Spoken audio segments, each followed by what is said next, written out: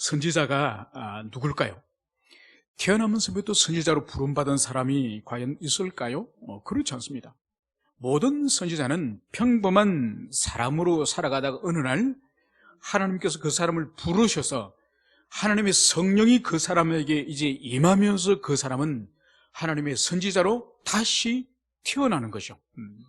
그래서 예전에 보지 못했던 것을 보게 되고, 예전에 듣지 못했던 것을 들으며, 예전에 생각하지 못했던 것을 생각하면서 바로 하나님의 마음과 하나님의 생각과 하나님의 심장을 가진 그런 사람으로 다시 태어나는 것이죠. 그래서 하나님의 선지자는 이 땅에서 하나님을 대신하여서 하나님의 심장과 하나님의 마음을 가지고 이스라엘 백성들에게 하나님의 뜻을 선포하는 직분으로 세워졌음을, 그것을 우리는 기억을 해야 될 것입니다. 여러분, 오늘 이 선지자 이사야는 우리가 너무나도 잘 알고 있는 이 이사야 5장은 포도원의 노래라 불리는 이 노래를, 이 말씀을 오늘 우리들에게 증거하고 있습니다. 여러분, 성경 가운데, 특히 구약 성경 가운데서도 그렇고 예수님이 신약의 비유에서도 말씀하셨던 것처럼 하나님 아버지를 이제 이 세상에, 그것도 이스라엘 백성들의 문명 가운데서 이해하기 쉬운 그런 이 지상의 그런 직업에 우리 하나님을 비유한 그런 직업이 있습니다. 어떤 직업이 있죠? 우리가 잘 아는 예레미야서에서는 하나님을 이스라엘 백성들이 음식을 담아 먹을 때, 그 당시에는 우리는 고대 시대에 올라가면 나무로도 우리는 그릇을 만들었지 않습니까? 그래서 예전에 제사를 드리는 집에 보면 목규로서 이렇게 드렸지 않습니까? 그래서 어느 정도 재산이 있는 사람은 노쇠로 이제 조상께 제를 드렸지만은 가난한 사람들은 나무로 된 그런 그릇을 사용합니다. 그래서 우리 문명에서는 나무로 만든 그런 그릇이 일본도 있었고 우리도 있고 중국도 있지만은 이 팔레스타인에는 나무가 귀하기 때문에 목기라는 것이 없습니다. 그러니까 이 팔레스타인 지방에는 흙으로, 진흙으로서 이제 그릇을 빚는 것이죠. 그래서 예레미야서에서는 여호와 하나님을 토기를 빚는 토기장이로 비유를 하고 우리 인생들을, 하나님의 백성들, 우리 인생들을 그 그릇으로 비유를 하지 않았습니까? 그런데 오늘 여기서 이사야 5장에서는 하나님을 어떤 분으로 비유하느냐? 바로 포도원의 농부로 비유함을, 바로 포도원의 주인, 포도원의 농부로 비유함을, 그것을 우리는 알 수 있습니다. 예수님께서도 포도원의 비유를 말씀하시면서 바로 거기서도 하나님 아버지를 농부로 비유하지 않았습니까? 그래서 이스라엘 백성들의 그 농경 문화, 특히 포도를 키우는 그 농경 문화에 잘 이해하도록 하기 위해서 하나님 아버지를 이런 지상의 직업에 비유하였음을, 그것을 볼 수 있습니다.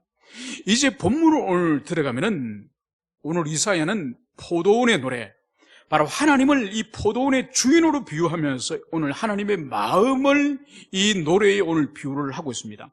이제 본문으로 들어가면 오늘 1절에서는 내가 사랑하는 자를 위하여, 내가 사랑하는 자라고 오늘 3번씩이나 오늘 한 구절 안에서 오늘 말씀을 하고 있습니다. 바로 오늘 선지자는 자신이 사랑하는 자를 위해서 오늘 노래함을, 이 포도원의 노래를 부르고 있음을, 그것을 말씀을 하고 있습니다. 그래서 먼저 이 본문을, 이 5장의 이 초두를 이해하기 위해서는 도대체 선지자가 사랑하는 자가 누군지, 이분이 누군지를, 그것을 우리가 이해를 할 필요가 있습니다. 오늘 1절의 마지막 부분에 보면은 바로 내가 사랑하는 자에게 포도원이 있으며 심히 기름진 산이로다. 바로 이 선지자 이사야가 오늘 사랑하는 분이 있는데 그 사랑하는 분에게 포도원이 있다는 거죠. 그 포도원이 매우 기름진 산에 그 포도원이 있음을 볼 수 있는데, 그분이 누군지는 7절에서 우리가 이해를 할 수 있습니다. 우리 7절을 함께 읽어보도록 하겠습니다. 시작. 무릇 만군의 여호와의 포도원은 이스라엘 족속이요 그가 기뻐하시는 나무는 유다 사람이라. 그들에게 정의를 바라셨더니 도리어 푸악이요 그들에게 공의를 바라셨더니 도리어 부르짖음이로다. 오늘 이 7절의 전반부와 오늘 1절의 말미를 보십시오. 사랑하는 자에게 포도원이 있다. 그 말씀을 하면서 오늘 7절에는 만군의 여호와의 포도원, 오늘 이 포도원의 주인이 여호와의 포도원이다, 이 말씀을 여기서 하는 거예요. 그래서 이스라엘 족속이, 그 민족 전체가 바로 하나님의 포도원이고, 그리고 이 유다 사람은 남유다를 말하는 것입니다. 이 유다 사람이 바로 포도나무다, 이 말씀을 여기서 하는 거죠. 그러니까 결국은 이 포도원 전체가 하나님의 언약 백성인 이스라엘 족속이고, 그리고 이 나무들이 특별히 하나님의 그 언약을 지금까지 계속 보존하고 있는 다윗의 그 후손들이 왕직을 수행하고 있는 이 남유다다, 여기 지금 초점을 맞추고 있음을 볼 수 있습니다. 그래서 오늘 이 포도원은 바로 여호와 하나님의 포도원이고, 그 여호와 하나님의 포도원은 하나님의 언약 백성을 지칭하는 것이다, 이런 이해를 가지고 오늘 본문 속으로 들어가도록 하겠습니다. 오늘 2절에서는 오늘 하나님께서는 이 포도원을 위해서 어떤 희생과 어떤 헌신과 어떤 노력을 하였는지 오늘 2절에서 그것을 말씀을 하고 있습니다. 땅을 파서 돌을 제하고. 여러분, 저희 어릴 때는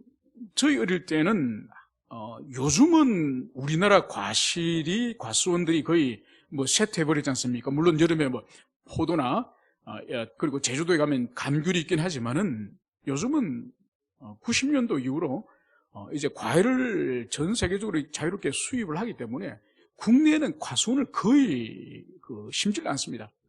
그러니까 저희 어릴 때마다로 지금부터 한 40년 전이니까 그때의 경상도 시골에서 가장 인기 있는 과실이 뭔가 하니까 단감이에요, 단감. 그러니까 산이 약간만 이렇게 좀 경사가 완만하면은 그 산의 소나무를 다 베내고 그리고 개간을 해서 단감을 심는 거예요. 여러분, 단감을 심으면은 그냥 산에 가서 단감 묘목을 심는 게 아니에요. 첫째는 이 산을 개간을 해가지고 계단식으로 다 만듭니다. 계단식을 먼저 다 산을 깎아서 계단을 먼저 만들고, 그 다음에 단감을 심을 그 주변에 있는 큰 바위나 돌들을 다 캐내야 돼요. 그리고 돌을 모두 제거해냅니다.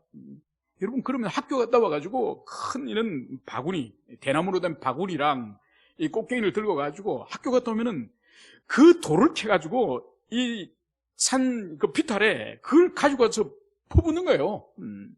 그리고 그 나무 심을 자리를 아주 부드러운 흙으로 만드는 거예요. 그런 거를 과수원을 만들려면 완성되기까지 몇 년이 걸려요. 그래서 계단식을 만들고 나서 첫 해는 한 3계단 정도 이렇게 심고, 그 다음 해는 또 읽어가지고 또 한 몇 계단을 심고, 그래서 과수원, 산비탈의 과수원을 전체를 다 개간하려면 한 5년, 6년은 개간해야 그 일을 할 수 있습니다. 그러니까 그 가정의 자녀들은 학교 갔다 오면은 이 돌멩이 캐서 이거 하는 일 얼마나 큰 일인지 모릅니다. 쉬운 게 절대로 아니에요.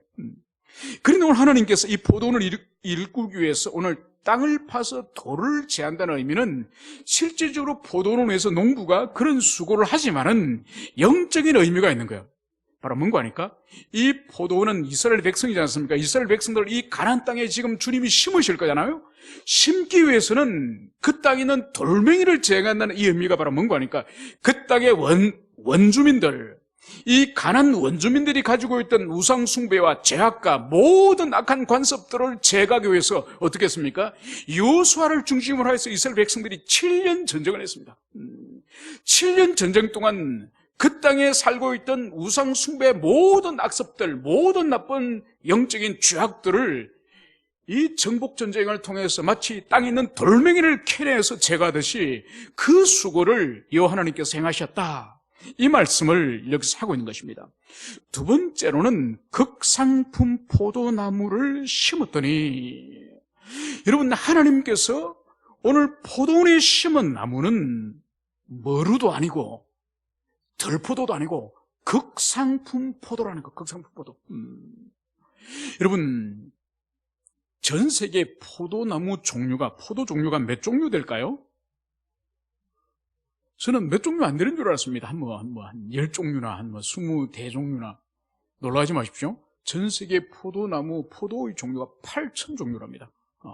그 정도로 포도가 각 지역마다, 각 대륙마다 모양도 다르고 맛도 다르고 빛깔도 다른 그런 포도가 8천 종류나 된다는 거예요. 오늘 여기서 주님이 심으신, 여 하나님께서 심으신 것은 바로 극상품의 포도예요. 극상품 포도. 이건 뭔가 하니까 이스라엘 백성들이 400년간 이집트에서 노예 생활하면서 온 몸과 정신에 노예 근성이 박혀있고 하나님을 경외하거나 이웃을 사랑하는 것이 아니라, 이스라엘 백성들이 광야에서 우리가 알다시피 조금만 어려움을 당하고 조금만 역경을 당하면 그 사람들이 어떡합니까? 그냥 다시 이집트로 돌아갑시다. 다시 예전에 섬겼던 파라오를 섬기고 예전으로 돌아갑시다. 얼마나 노예 근성이 그들의 정신과 그들의 삶에 쩌들었습니까? 그죠? 그것을 하나님께서 이 이집트에서 홍해를 건너오는 것은 하룻밤 사이 건너옵니다. 하룻밤 사이에 바다를 건너지만은 그들의 인격과 내면 속에 박혀있는 이 애굽을 빼내는 데는 하나님이 40년이 걸려요. 40년.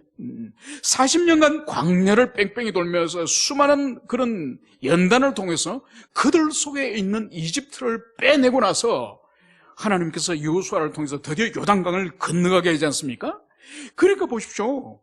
그들이 먼저 제사장이 법궤를 맨 그 법궤를 메고 요단강 흐르는 물속으로 들어가라. 그러니까 그들이 아무도 불평하지 않고 요단강을 건넙니다. 그리고 그들이 여리고 성을 하루에 한 바퀴씩 7일째 되는 날을 7바퀴를 돌아라고 그렇게 하나님이 말도 안 되는 그런 명령을 하는데도 아무 사람들이 이의를 제기해서 그대로 순종하는 거예요.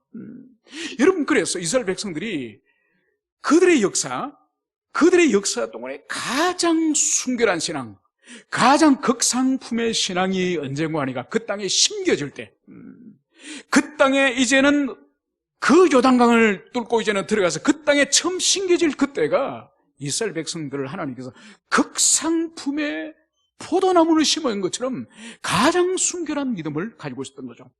그래서 오늘 주님께서는 바로 극상품 포도나무를 심었다, 이 말씀을 여기서 하고 있습니다.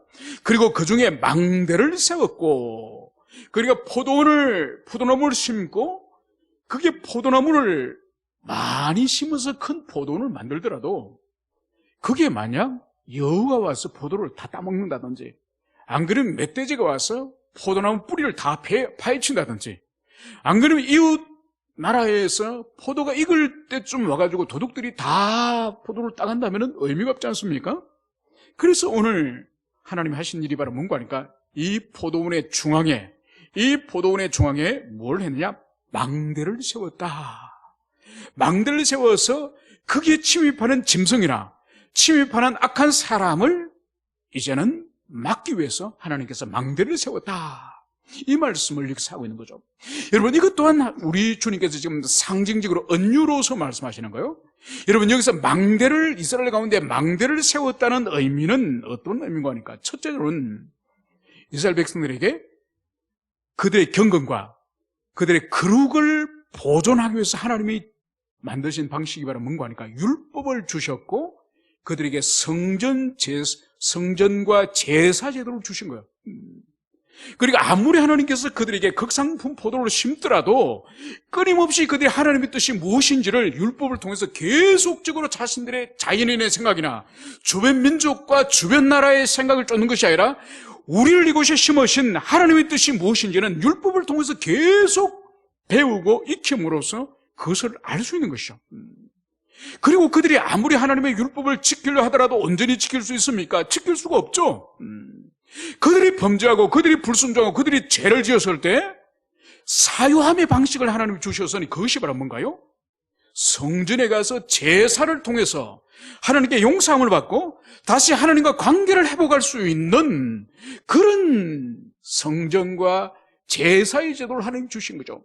그래서 오늘 여기서 이스라엘 백성 가운데, 이 포도원 가운데 망대를 세웠다는 의미가 바로 율법과 성전과 제사의 제도를 그들에게 주셨다, 이렇게 해석을 할 수 있고, 또 한 가지 더 해석할 수 있는 여지가 있는 것이 바로 뭔가 하니까 이 포도원 가운데 있는 높은 망대, 이 망대를 사람으로 보는 거예요. 누구를 말하냐? 바로 선지자.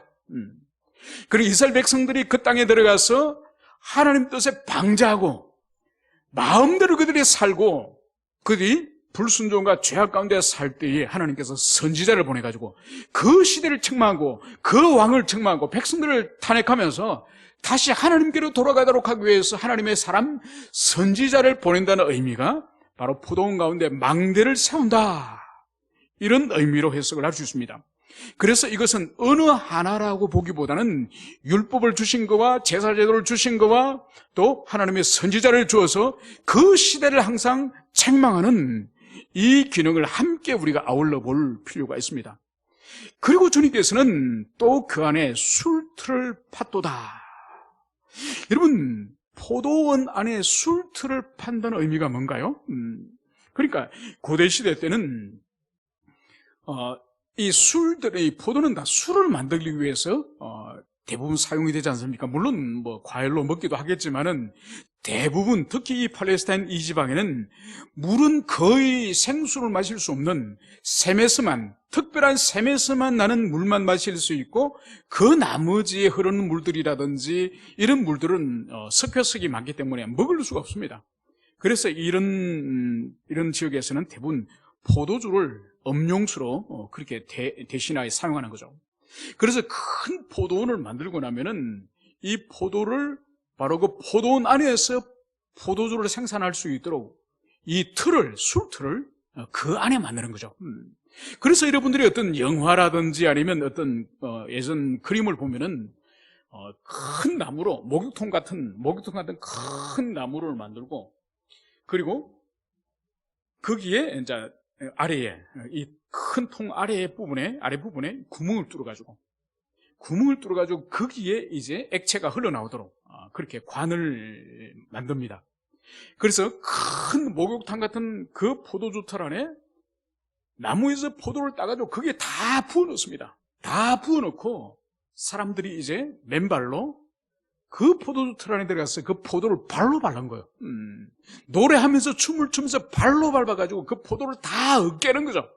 다 으깨져서 으깨진 그 피 같은 붉은 그 포도즙이 이제 이 통 아래에 뚫려 있는 구멍을 통해서 밖으로 흘러나오는 거죠. 그거를 이제 통에 담아서 이제 보관해서 발효되어서 그것이 포도주가 되는 것이죠. 오늘 이 포도원의 주인이 이 포도주 틀을 이제 포도원에 만들었다는 의미는 뭔가요? 이 주인은 포도 열매를 수확할 것을 기대하고, 열매를 기대하고 추수를 기대하고 술틀을 만들었음을, 그것을 볼 수 있습니다.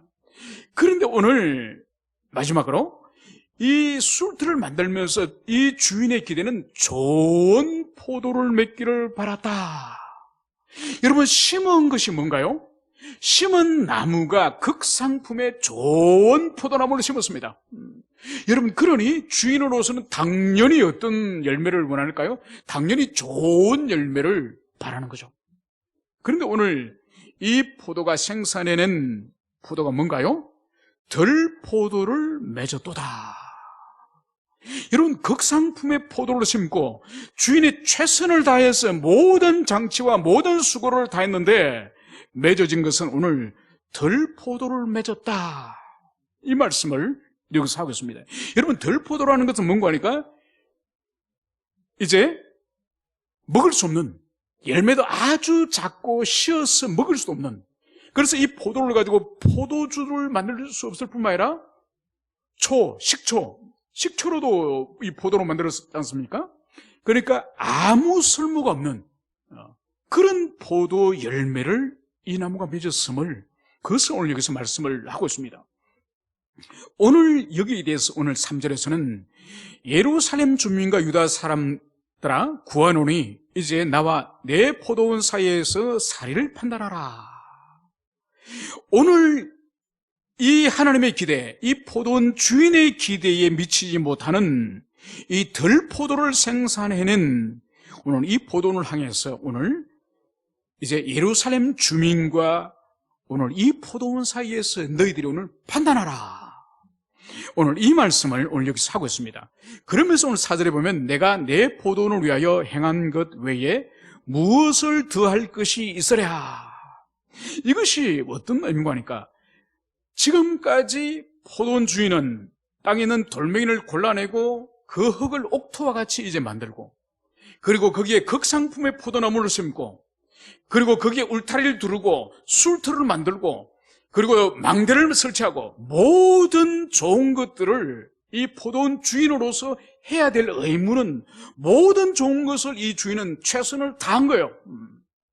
그래서 오늘 이 예루살렘 주민을 향해서 오늘 내가 이것 이상 더 무엇을 하랴, 내가 최선을 다했는데 여기서 내가 더 무엇을 하기를 바라느냐, 이 말씀을 오늘 여기서 하고 있는 것입니다. 그러면서 오늘 이 5절에서는 이제 내가 내 포도원에 어떻게 행할지를 너희에게 이르랴. 이제 이 포도원을 향해서 이 포도원 주인은 어떻게 이제 이 포도원을 처리할지, 그것을 오늘 말씀을 오늘 하십니다. 그것이 바로 내가 그 울타리를 걷어 먹힘을 당하게 하며 그 담을 흘러 짓밟히게 할 것이오.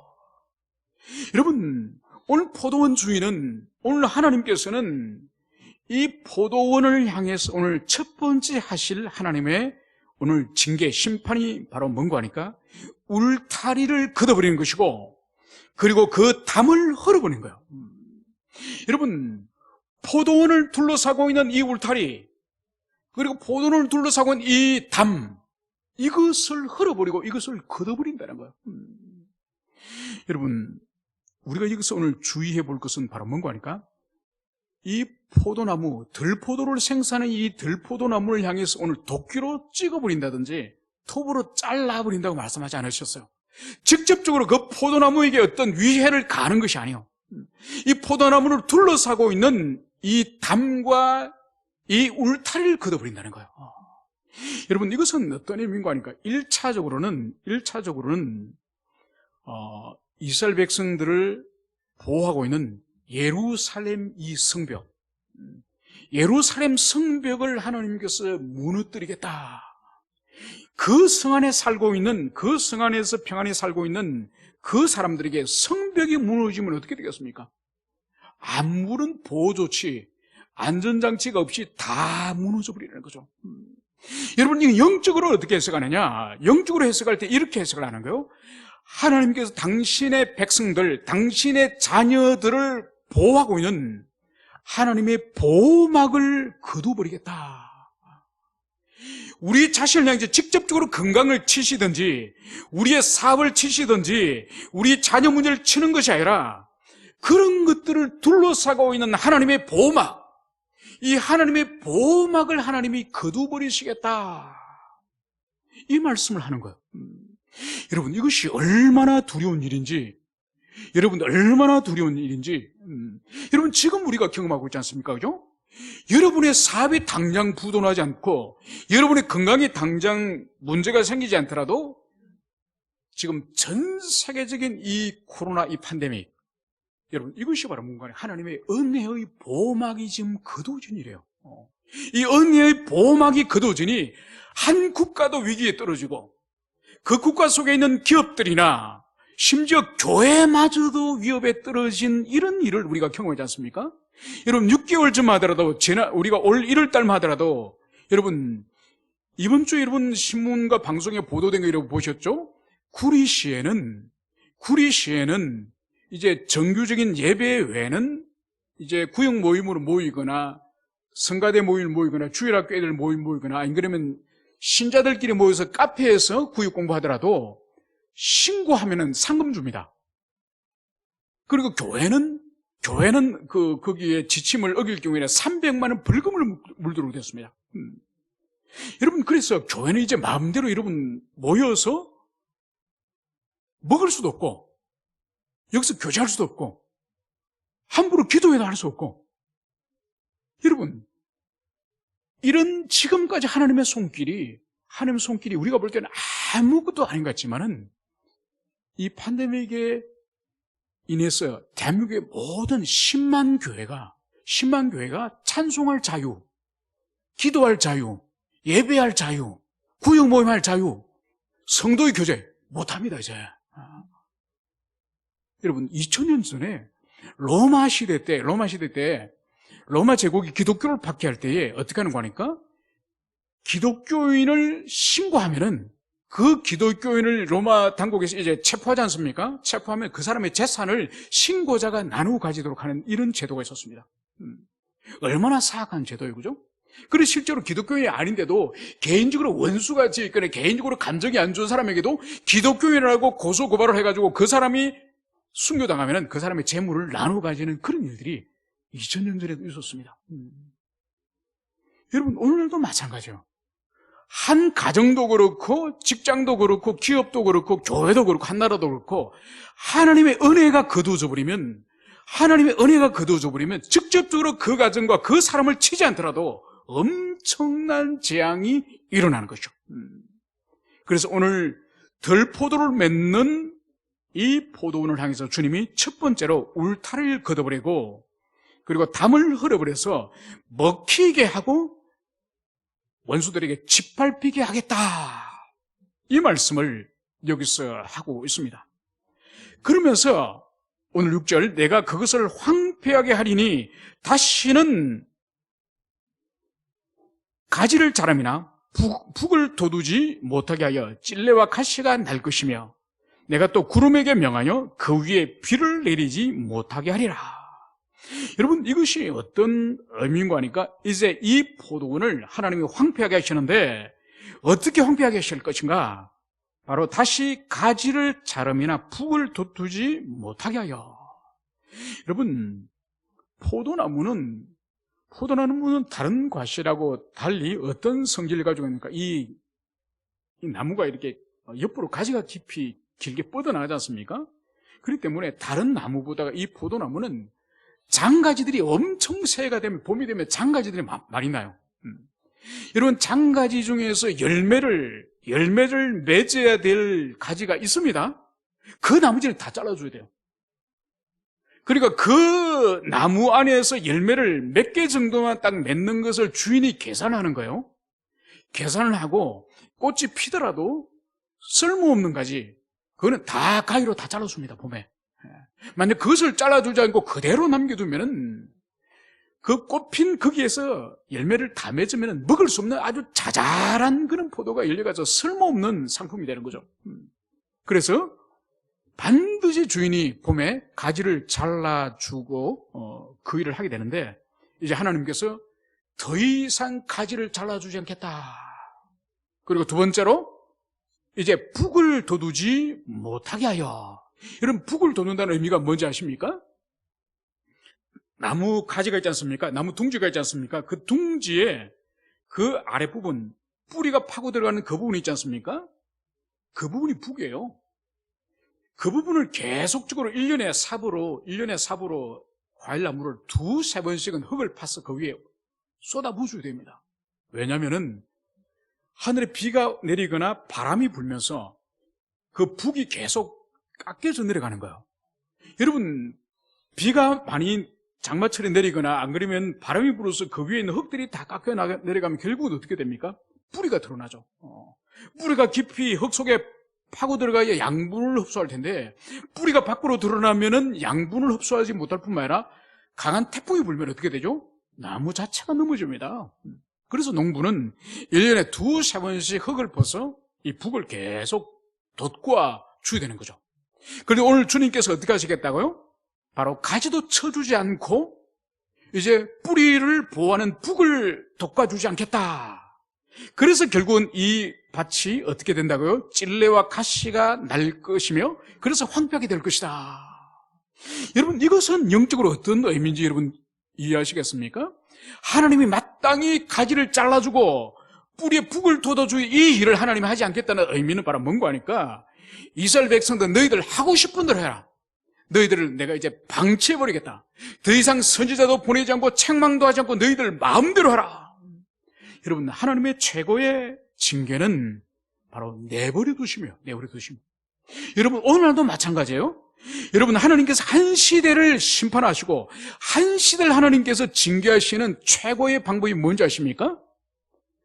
그 시대의 영혼들과 그 시대의 교회를 향해서 마치 채찍처럼 찌르는 말씀을, 하나님의 말씀을 대안하는 설교자를 거두시는 거예요. 그래서 모든 설교자들의 입에 귀에 달콤한 그들의 비를 맞춰주는, 복을 주고 좋은 것이 좋다고 그런 설교자만을 이 세상에 세우는 그 시대가 바로 심판이 임박했다고 하는 그런 사이네요. 그래서 너희들 마음대로 해라. 이 방임의, 심판 직전에 이 방임인의 시대가 왔음을 이제 가지도 쳐주지 않고 이제 북도 돋아주지 않겠다, 이 말씀을 여기서 하고 있습니다.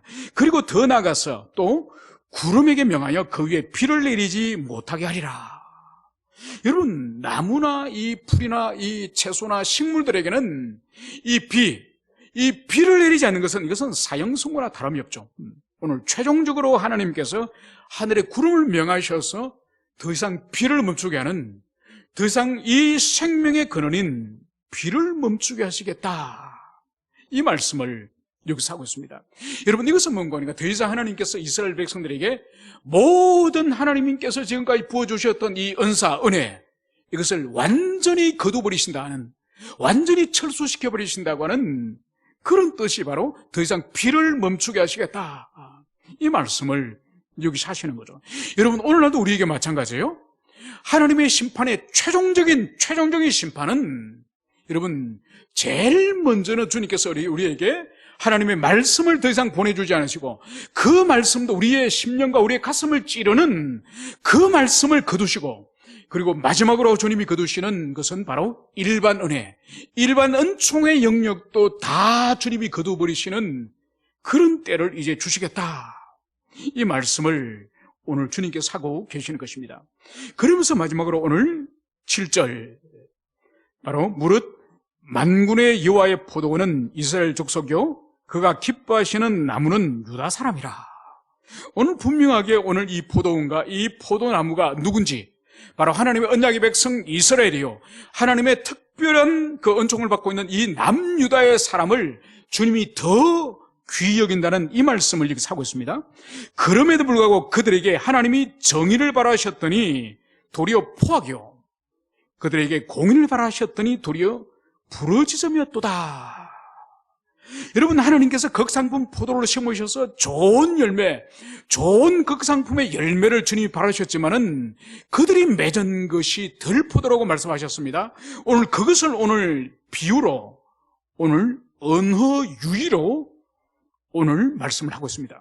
우리 한글 성경에서는 정의와 포악을, 그리고 공의와 부르짖음이라는 이 단어를 이렇게 말씀을 하고 있지만은 히브리어를 보면은 정확하게 이것을 하나님께서 비유하고 있음을 그것을 볼 수 있습니다.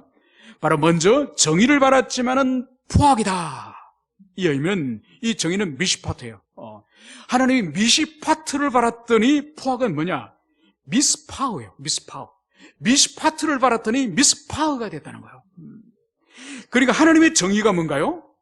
바로 하나님의 그 말씀, 하나님의 그 질서, 하나님의 그 율법, 거기 합치되는 공의와 사랑의 세상, 공의와 사랑의 세상을 하나님이 바라셨더니 바로 미시파트가 아니라 미스파흐의 삶, 포악이나 포악.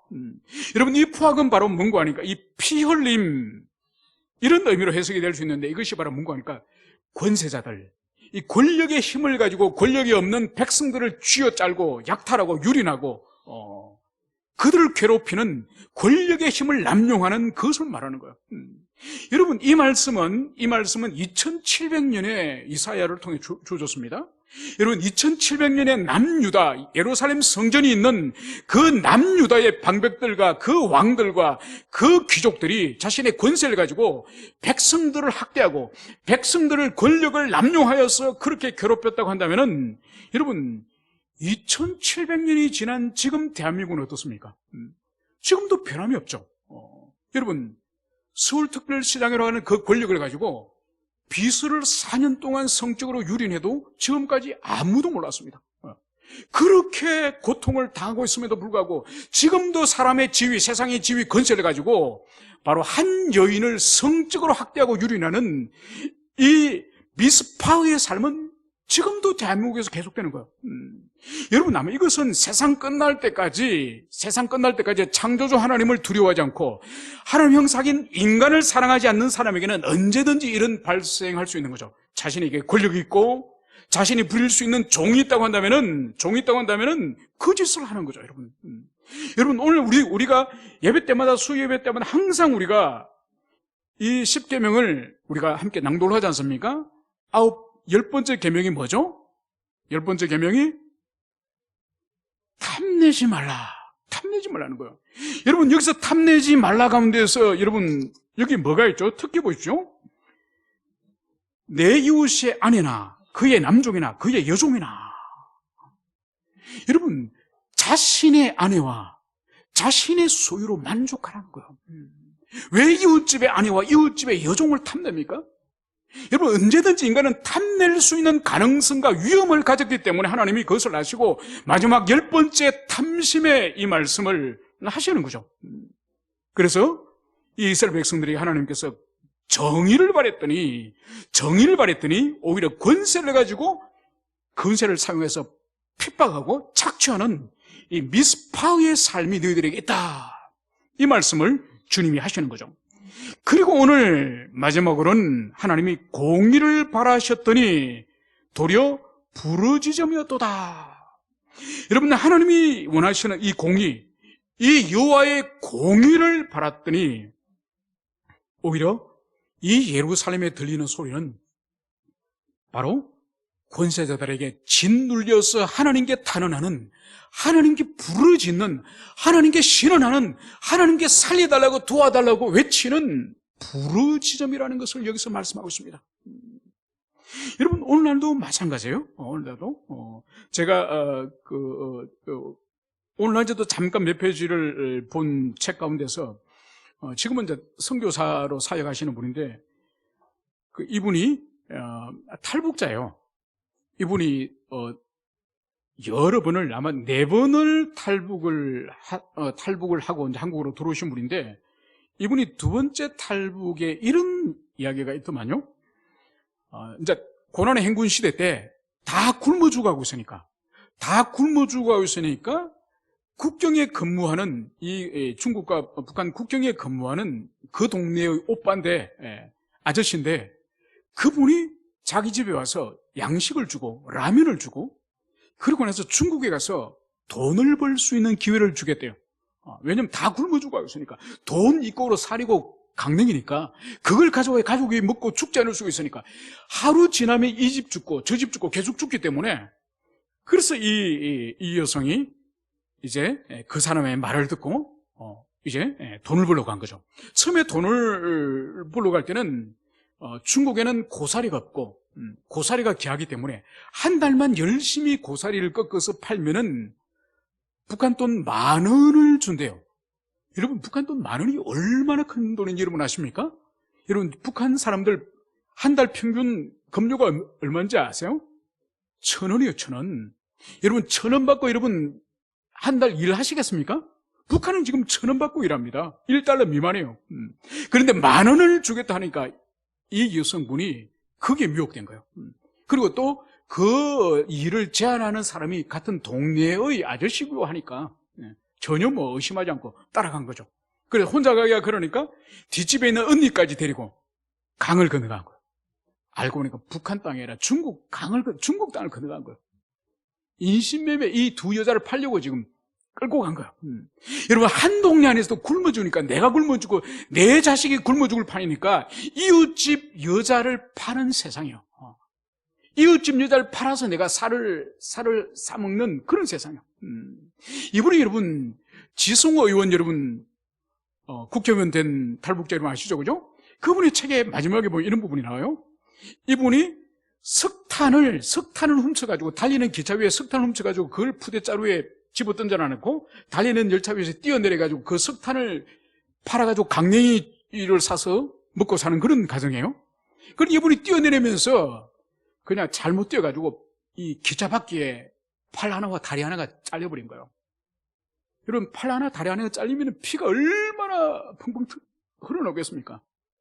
그래 죽는다고 소리를 치는데 자기 동네 사람들도 기차 위에서 석탄을 밖으로 던지고 이 사람은 뛰어내렸는데 팔 하나 다리 하나 잘리가 피가 낭자게 펑펑 쏟아지는데 살려달라 그러는데도, 같은 동네 사람인데도 그 지성호 의원을 아무도 돌보지 않고 다 자기 석탄 그거 찾아서 팔아서 양식 구하러 다 달려가는 거예요. 여러분, 왜 그럴까요? 굶어 죽으니까. 지금 이웃 사람 피 흘리고 죽는 게 문제가 아니에요. 자기 집에 새끼들이 굶어 죽어 있는데 그 석탄 팔아서 가서 양식을 사서 집에 돌아가야 되는 거예요. 여러분, 세상이 그런 세상이 되는 거예요. 그래서 오늘 보십시오. 하나님은 공의를 바라셨더니 부르짖음해라. 지금 북녘 땅에는 소수의 몇 사람을 빼고는, 소수의 몇 사람을 빼고는 다 지금 하나님께 부르짖는, 그러나 그들의 조상과 그들의 아버지와 할아버지들이 하나님을 버리고 공산주의를 선택하고 공산주의 국가체제를 선택하고 그들이 북쪽에 다 모이지 않습니까? 여러분, 70년 만에 그들이 지금 하나님께 부르짖습니다. 그들의 선택과 그들의 국가가 잘못됐다는 것을 이미 먼저 깬 사람들은 이제 알기 시작하는 거죠. 그래서 그 땅은 공의가 아니라 온 백성들의 부르짖음으로 가득 찬, 그래서 이 부르짖음은 출애굽기 1장에 등장합니다. 뭔가 하니까 400년 동안에 이집트에서 그 수많은 이스라엘 백성들이 압제를 당할 때에 그들이 하나님을 향해서 부르짖었다고 그러지 않습니까? 똑같은 단어예요. 이제 말씀을 정리하고자 합니다. 하나님께서 극상품 포도를 심으셨는데 그 열매는 아주 초라한 이 들포도를 맺으셨기 때문에 하나님께서 오늘 이 포도원을 오늘 심판하시고 징계하시겠다, 이 말씀을 여기서 하고 있습니다. 여러분, 하나님의 이 원리는 신약 교회에서도 그대로 적용돼요. 여러분, 우리가 주일마다 근자의 요한계시록 7교회 교회를 공부하지 않았습니까? 그때 불순종하는 교회를 향해서 제일 주님께서 말씀하시는 게, 반드시 말씀하시는 게 뭔가요? 징계에 대한, 너희들이 그렇게 하지 않으면 내가 속히 가서 내 입에 금으로 너희들과 싸우겠다, 이 말씀을 주님이 하지 않으셨습니까? 그래서 당신의 언약의 백성, 구약의 백성들에게 주님께서 불순종했을 때에 그들을 심판하시고 징계하시겠다고 하신 말씀처럼 신약의 교회 시대 안에 있는 언약의 백성들도 마찬가지로 주님의 오래 참으심과 인내가 끝난 이후에는 주님께서는 그 시대와 그 교회와 그 교회가 속해 있는 국가와 나라를 하나님이 심판하시는 하나님, 징계하신 하나님이라는 것을, 하나님의 이 성품이 불변하는 성품인 것을 여러분들이 굳게 붙잡으시면서 우리 자신을 돌아보고 우리 교회를 돌아보고 이 시대 교회와 이 나라가 하나님을 얼마나 멀리 떠나왔는지를 돌아보며 우리가 다시 주님께로 돌아갈 수 있도록 해달라고 우리가 기도하는 우리 모두가 되었으면 좋겠습니다. 함께 기도하시겠습니다.